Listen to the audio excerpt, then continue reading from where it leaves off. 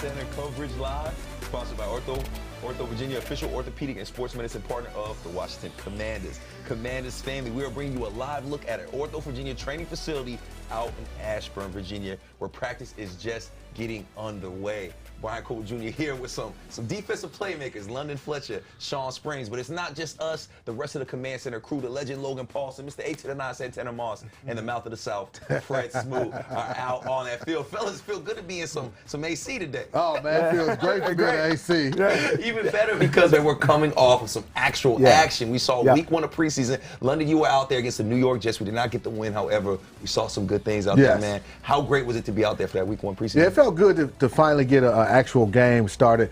I think you couldn't be more pleased with the start that the offense had, you know, for them to go down the field, get a score. And you look at that play that Daniels had to De'Ami Brown, where he audible to that, and you get that big catch down the sideline for 42 yards, and then for them to go in and punch it in, especially off the zone read action.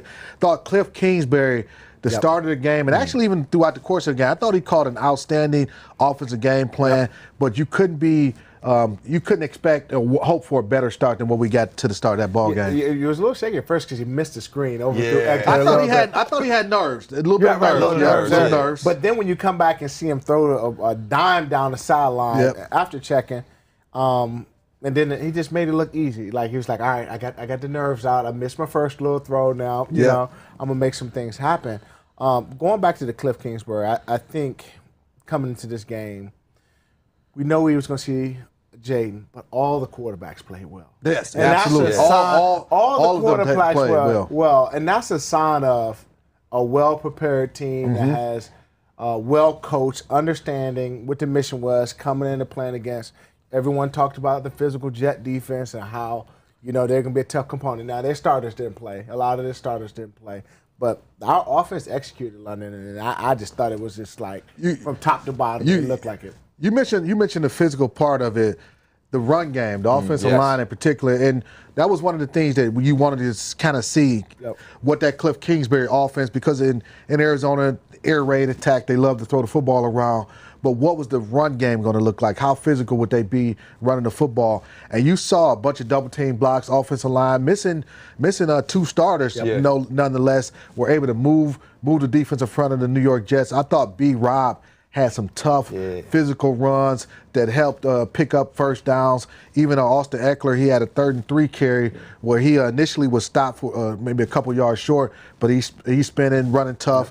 That aspect of it, and like I said, without 2 of your offensive linemen in that game, still being able to run the football and being physical in that ball game, I was impressed with that. Definitely hear them pass pop. When B-Rob is right. Well, fellas, we're going to talk about this offense. We'll talk more about Jaden. But as we like to do on these Training Camp Live show, we have to start the show with our fearless leader, Dan Quinn. He hung out with legend Logan Paul. So let's send it down to Dan and Logan for the Camp Blueprint, brought to you by Clark Construction, the official construction partner of the Washington Commanders. Coach, coming off the joint practice and the preseason game, how do you treat these 2 practices today? A lot of corrections, like how we handling it? Right, and so what's nice about going through like your first preseason game, like what are some things you know today that you didn't know a week ago? And so it was good to see. We got more to learn on kickoff coverage. We got more work we need to do tackling, and so that would drive a little bit of today and tomorrow, Logan. What you'll see today at practice, for the guys who didn't play a lot in the game, they'll get a lot today. For the guys who played a lot, they'd get a smaller amount. And then we'll ramp back up tomorrow. So Tuesday of this week would be a good challenge, and one Thursday against Miami, and then play the game Saturday. So today's kind of like a ramp up to set us up to throw a great week. And some who didn't play much will get more skills work today, and then others who got a lot, we'll back off of them and getting them ready for tomorrow's space. Yeah, and so obviously you mentioned Miami. That's coming up right around the corner. A little different. It's a second preseason game, more offense in. What are you looking for from that interaction, the joint practice and the preseason game with Miami? Yeah, and what's nice is we're going to do a similar format than we did with the Jets. Also good, different systems, different offense, different defense, 34 front, different guys to go, different guys to block. And so going into a different system is good. And so we won't game plan, specifically for Miami, but let your rules dictate what the calls are and how to play. But, like just different guys, the speeds, the matchups, like all those are really important. And so another chance for the whole team to develop. I'm sure that just also helps with the evaluation, right? Just seeing how they handle when the bullets are real, right? Yes, and so got 2 exposures last week, Thursday and Saturday. We get 2 more this week, Thursday and Saturday, and then another one at New England. And so they're important, and they all matter. And, it's just as important for, who's going to be the 3rd or 4th tight end to the running back to receiver. And so everybody's really going for it, and the special teams have a big role in that too. Absolutely, Coach. Thanks so much. Good luck today, man. Yep. All right, thanks, guys. Always great to hear from Coach and Logan. It's all about that preparation and execution. And speaking of preparation, you are getting a live look out at our guys getting ready for another day of practice. Now, fans, it's time to make your power move. Brought to you by Bank of America, official bank of the Washington Commanders. Fans, with Week 1 in the books, we want you to know your preseason Week 1 MVP is. So, to vote, scan the QR code on your screen and select your choice. Fellas, if you guys had to pick a Week 1 preseason MVP, who would that be? Sean, I'm going to start with you. For me, it's not a player. It has to be head coach Dan Quinn. For so long around here, we've been looking for a product, a well-oiled machine. And it's not necessarily about the win or losses in preseason, but something that makes us respect and get excited about the season. The way that team started off the first preseason game, I'm excited. Yeah. I'm going to go with Jaden Daniels, man. Come on, man. He makes that audible check, and he hits De'Ami Brown on that big ball down the sideline, and then for him to be able to run that zone read and punch that ball into the end zone, he has to be the MVP. My second runner-up, though, would be an undrafted running back, Michael Wiley. Oh, he looked the part. He looked good. He showed me a lot. He had the ability to make people miss that were unblocked. I was impressed with him. I don't know how things will shake out here, but he's a guy that I want to see him against the Dolphins and the rest of the preseason. And fellas, before we send it to the field, one more question for you guys. Who do you want to see? What do you want to see more of in this Week 2 matchup against the Miami Dolphins?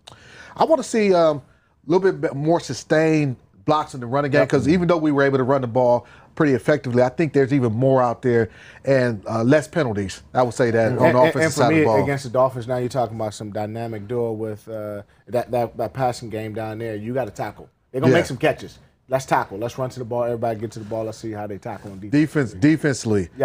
Better run defense. I think the run fist can be shored up. But, for first preseason game, you'll get some of that. And it was mainly a lot of the second and third guys, third string guys that had some fists in the run game. So I'd like to see us improve in that area. And fellas, man, it's nice hanging out with you guys up in this AC right now. But A-team up here, man. A-team up here right now. And Fred looks like he's ready for boarding school, don't he? He looks like ready for his first day of boarding school with that hat, man. It's time for some healthy competition. Brought to you by Ortho Virginia, official orthopedic and sports medicine. The Washington Commanders. Look at Fred, man. He looks like he on punishment.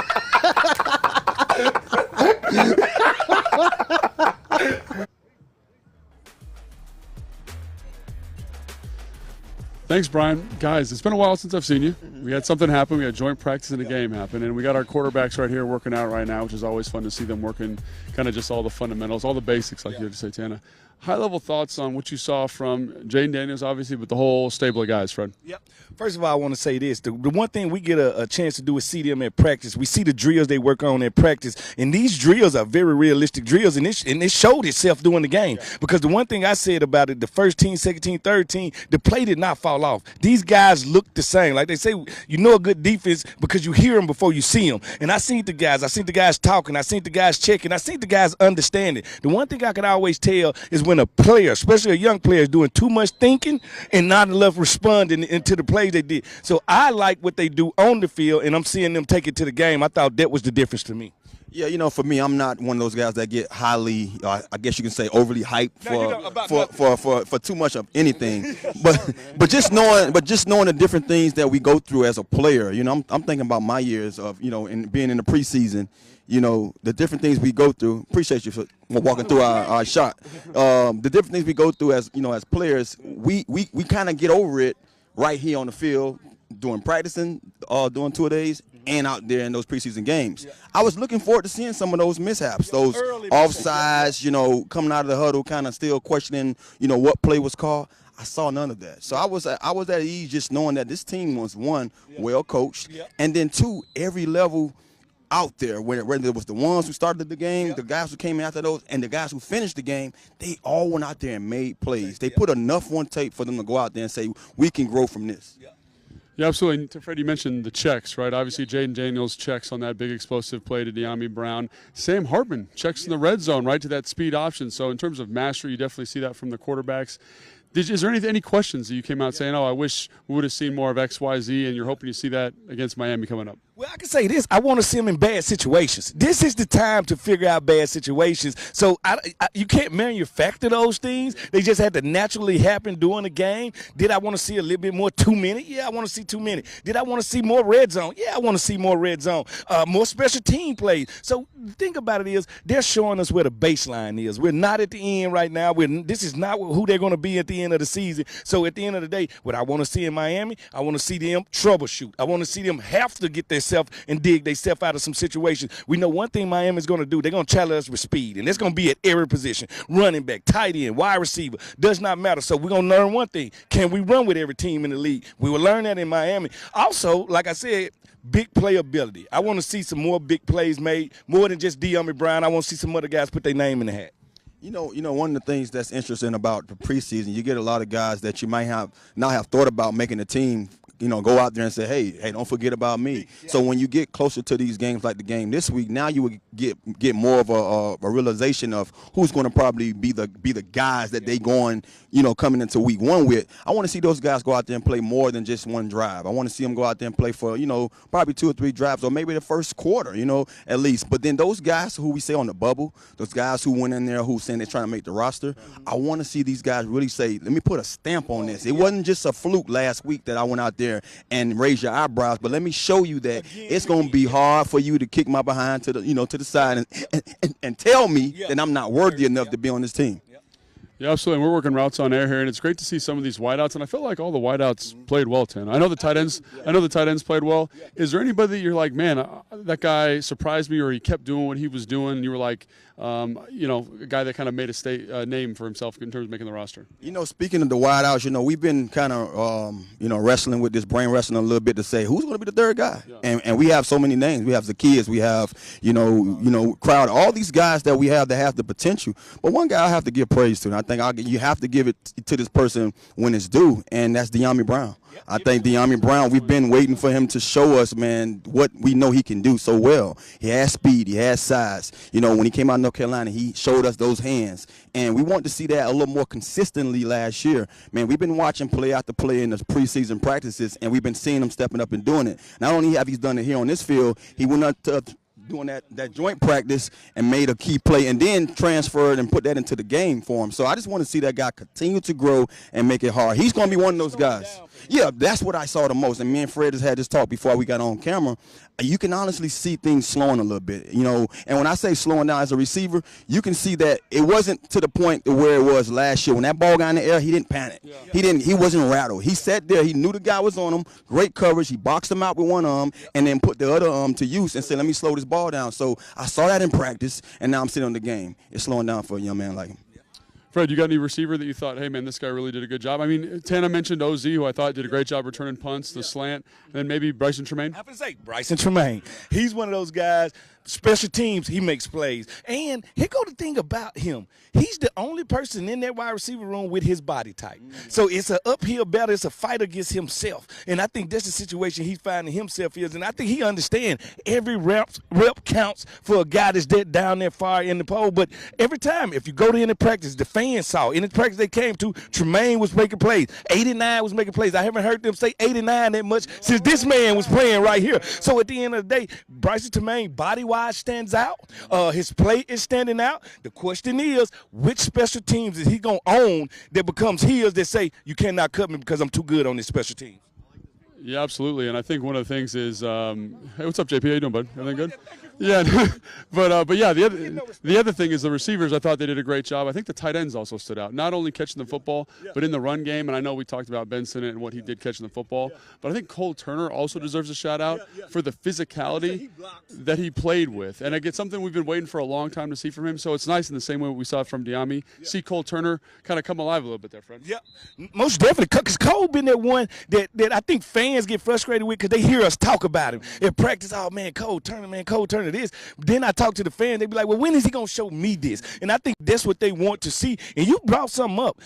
everybody know he can catch the ball. Everybody know he can run routes. But they are demanding that the tight end position block here. And not only block, be good at it. And that's the challenge for him. Is he going to be able to win trench warfare? That's what we're going to see from a guy like Cole Turner. And you know I'm a big Yankow fan. You know, the one thing I love about him, no, he did a great job on teams. He never stopped running. And he one of them guys, like you said, he's a Logan Paulson type guy. He wants it, and he's ready to earn it. He's a better athlete than me, Tanner. I mean, I won't say that, man, Logan. You know, I think very highly of you. But I just wanted to chime in a little bit on Cole Turner. I'm not sure if it's been said, but to me, just from the naked eye, like gained a little weight. So maybe that's one of the reasons why he's out there being able to, you know, battle. Because we knew last year that was one of the reasons why we were on the field. Couldn't block, worth nothing. You know what I mean? And so that's the way you have to, you know, I guess you say solidify that spot for yourself to be able to do both. You can't just be one of those guys that we can count on in the passing game. You have to be able to go out there and bump heads a little bit out there in the trenches. It's a telltale sign to me as a DB when you can't block. They're telling us it's pass anytime you come in the game. Yeah, but one of the things that shined, you know, bright, you know, this past weekend is just some of the things that you mentioned coming into the preseason. You felt this team was going to have a great problem, cutting good players, and it showed that they well-oiled. When I say well-oiled, I mean every level played good football. So I'm hoping that it is going to come down to that. Hey, man, we got to let this guy go because this guy here is just that much more dynamic. Yeah, and so that's the skill position, guys. I mean, we could talk about the running backs. I mean, I think those guys did a great job. But let's talk about the big nasties up front, man. I think those guys just did a great job, specifically the interior starters. You know what I'm saying?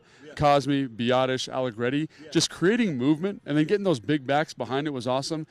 And I think just seeing kind of the pieces that have been added do what they're supposed to do was really nice, especially on that first couple of drives.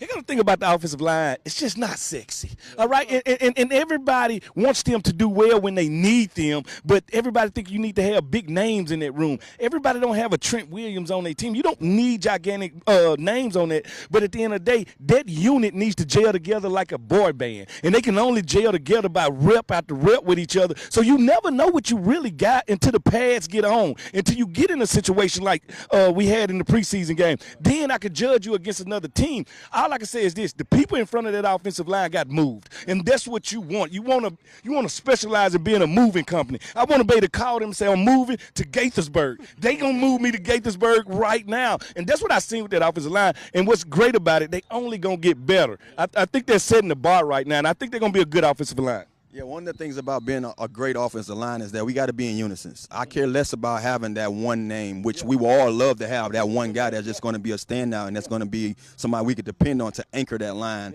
for years to come. But when you don't have it, you got to have a core of guys that's on the same page. And I think that's where we're getting back to the basics, getting back to just saying, hey, let's come out here and be fundamentally sound in everything we do. If we have a double team, let's be key and be sound on our double team.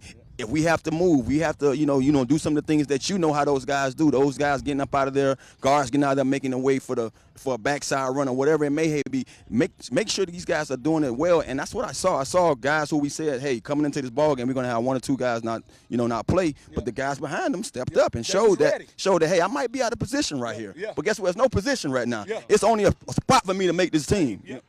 I mean, that's a great point, Tan. Obviously, we're disappointed that Brandon Coleman didn't get to play because he's been doing such a good job in practice, and you see him doing kind of the warm-up drills on the sideline here. He's such a tremendous mover and athlete. I can't wait to see him versus people that aren't in the burgundy and gold. But a guy that I thought did himself well and said kind of what Tanner was talking about here, Chris Paul, man.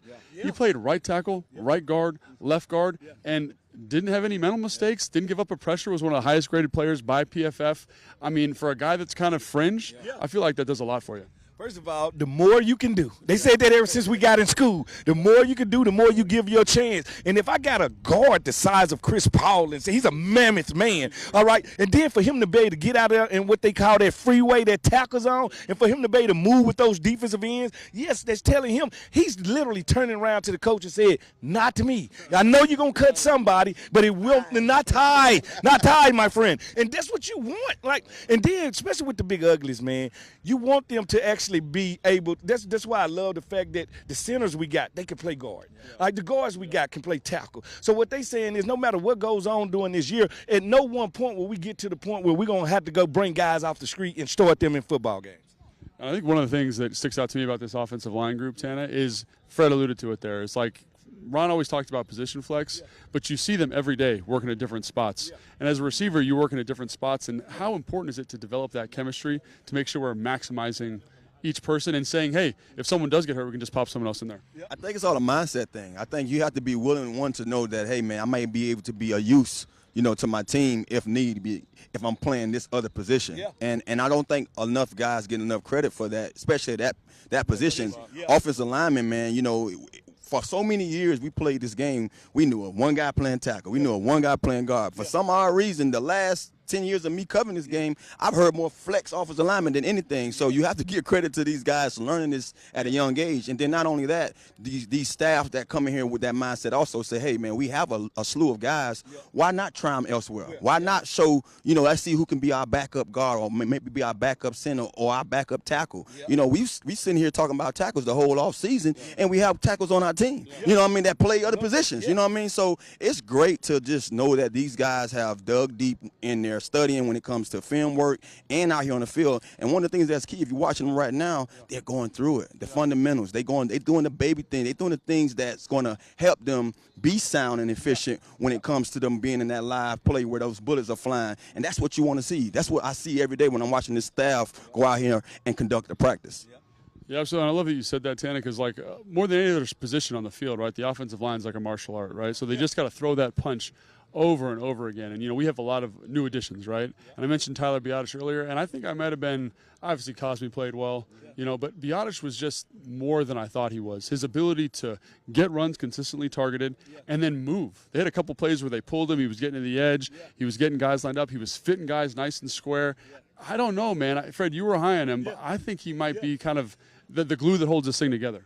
I hate to say I told you so, but I told you so. And everything starts with the center anyway. When you want to talk about a good offensive line, it starts with the center, the guy that's calling the plays, the guy that's making the line calls, the guy that's setting everybody up. And be honest, he is one of those guys that I think could be your center for the next 8-10 years. All right, so when you got a fixture like that in there, it allows your other people to relax and play fast. And that's what you want. You got to build the line from the interior going outside. So I think that's what they're doing. And I think when you got a leader like that, and let's talk about this team the last 10 years. We didn't have a revolving door at the center position.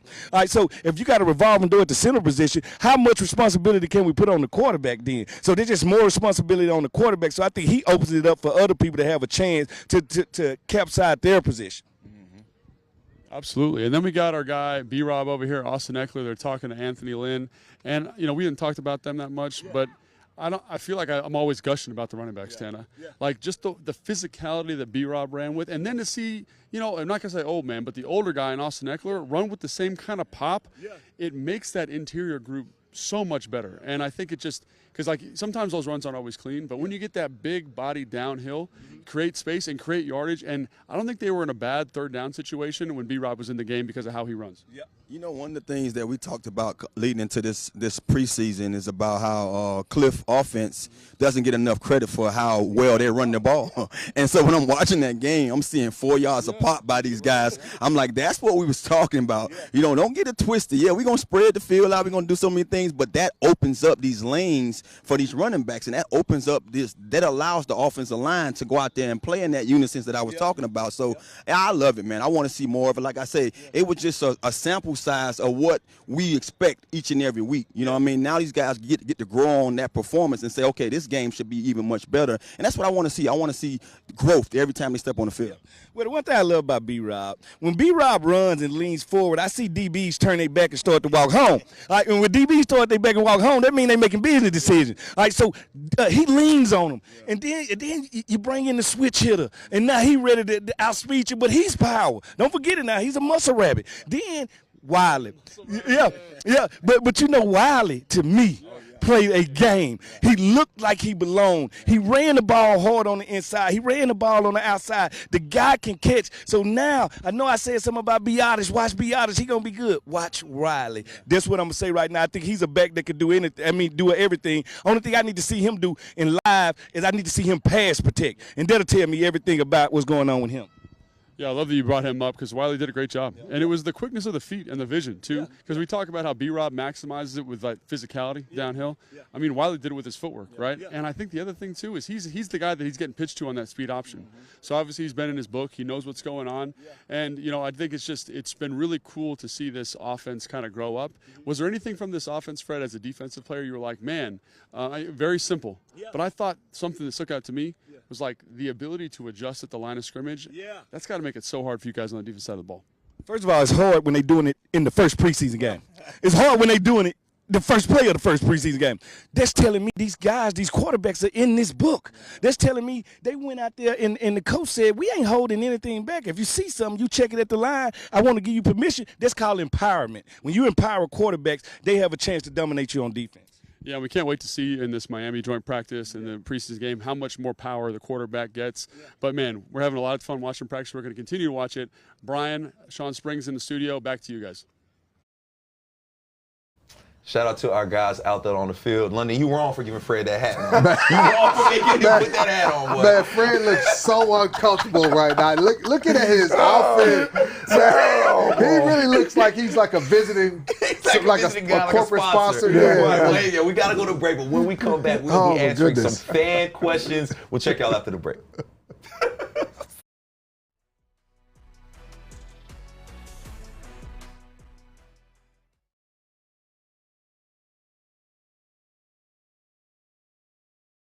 He's the couch. Does he need to go to puppy school? Get his little puppy diploma. How much have I been spending on this little guy? When your questions about life turn into questions about money, there's Erica, the virtual financial assistant to help you spend, save, and plan smarter. Only from Bank of America. What would you like the power to do? The final stone of the championship. At Bet365, we don't do ordinary. Roger, this is looking good. We believe every moment in sports should be epic. Are you watching this? Is that curling? No. This morning's news, curling fever has taken over the world.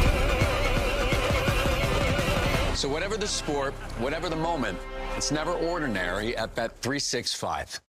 What you doing? Searching. For what? My financial wellness. Stop searching. Go Northwest. I went to Northwest Federal Credit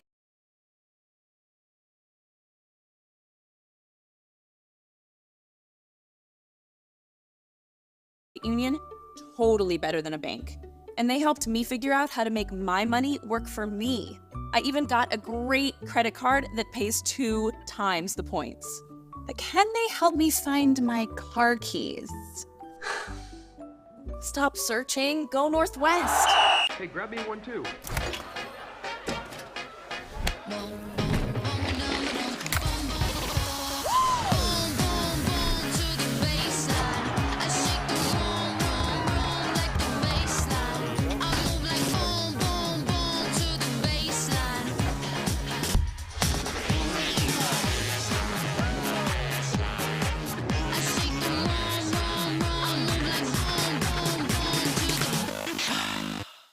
Join me as I take a deep dive into the least insulted ticketing app in history, SeatGeek. Did SeatGeek invent the ticket? No, but we do make them work. Drum roll, please. Ooh, how do I use the seat view feature? It shows seats with a pole blocking the view. Don't buy those. What if I want to sit behind a pole? Buy those. Join me as I bore you to death with a series of interviews about a ticketing app that just does what it's supposed to do.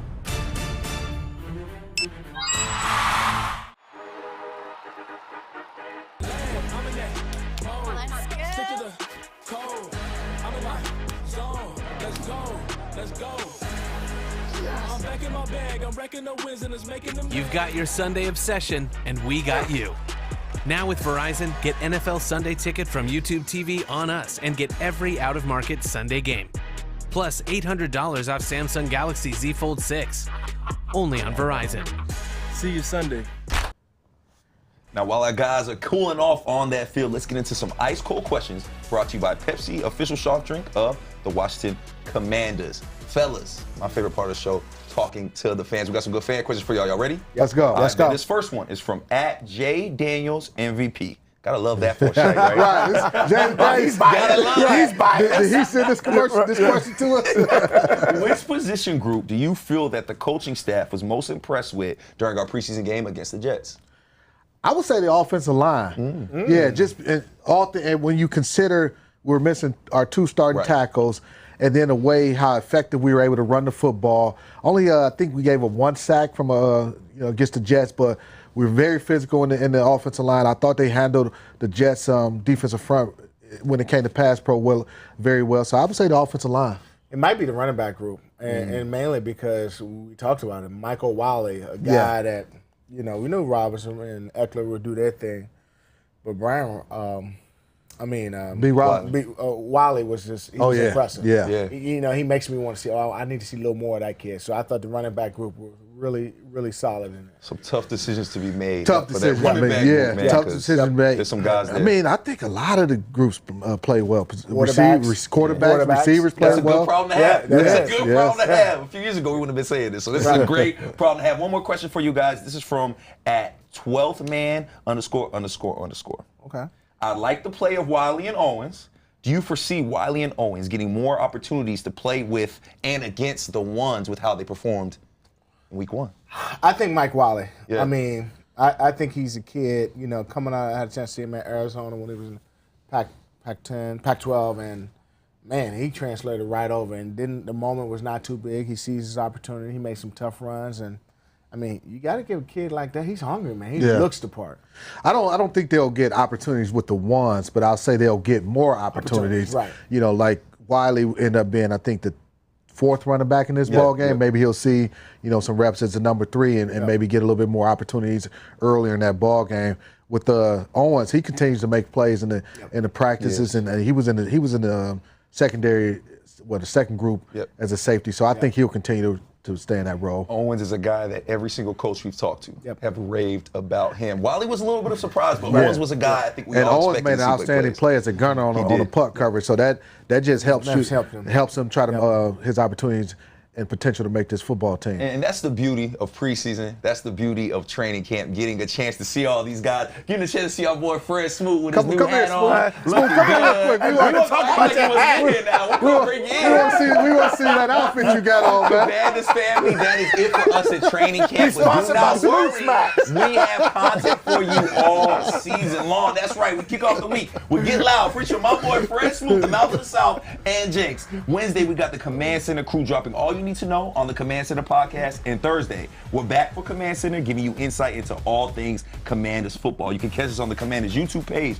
Facebook, and X, or stream your podcast wherever you get your podcast. Fellas, it was fun doing these training camps with y'all. I ain't gonna lie, I'm happy we have to do this last one in AC. That's right. Commanders fans, we will catch y'all Thursday on Command Center, and if not, we'll see y'all Saturday for our preseason game against the Miami Dolphins.